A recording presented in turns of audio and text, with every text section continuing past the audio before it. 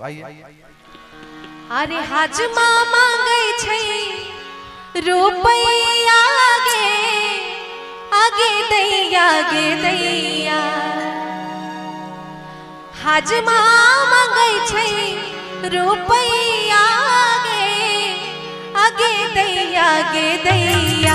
हाजमा मांगे छै रुपैया गे आगे दैया गे दैया।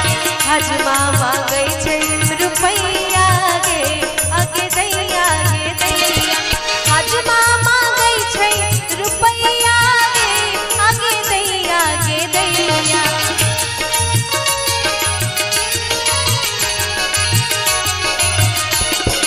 हाजमा मांगे छै रुपैया गे आगे दैया गे दैया।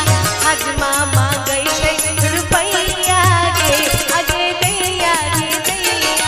हाजमा मांगे छै रुपैया गे आगे दैया गे दैया।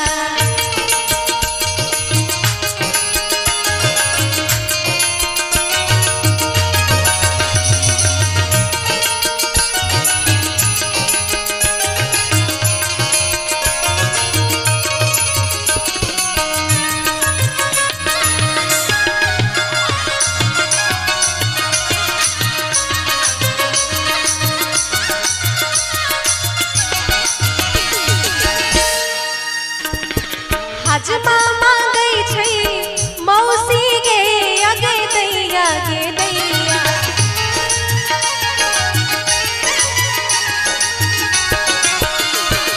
हाजमा मांगे छै मौसी गे कोना देबै गे दैया।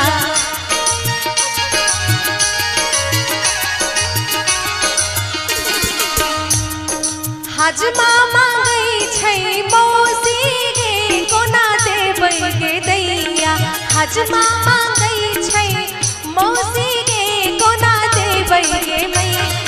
मौसी बिना मौसा रहता कोना गे दैया गे दैया। मौसी बिना मौसा रहता कोना गे दैया गे दैया।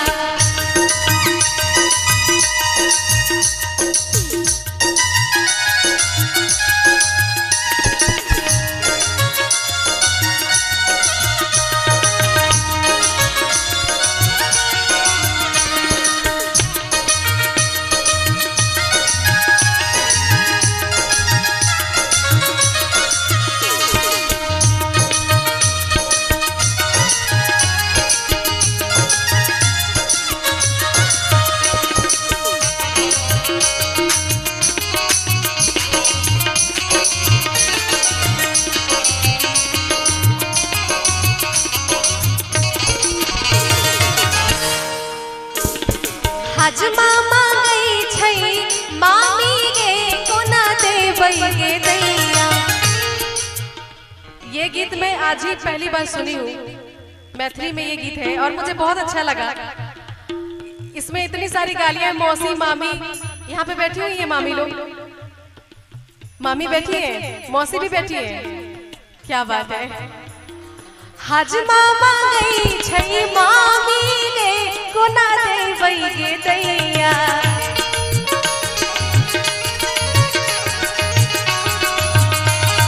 हाजमा मांगे छै मामी गे कोना देबै गे दैया।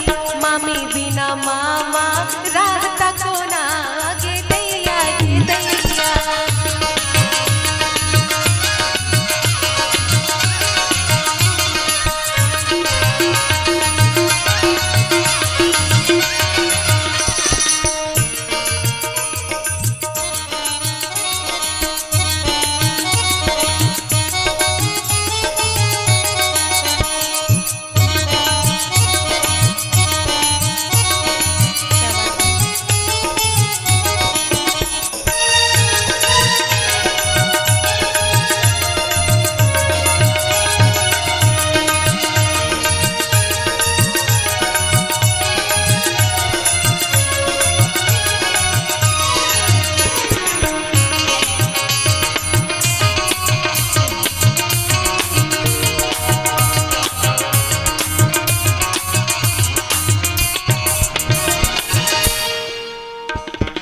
हजमा मांगई छै भाभी गे कोना देबै गे दैया।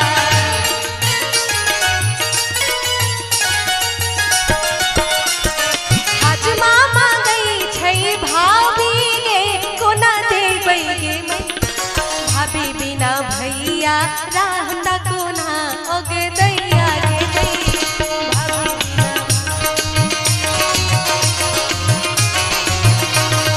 हजमा मांगई छै रुपैया गे अगे दैया गे दैया।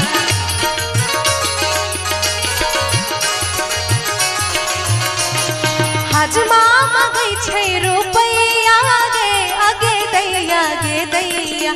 हजमा मांग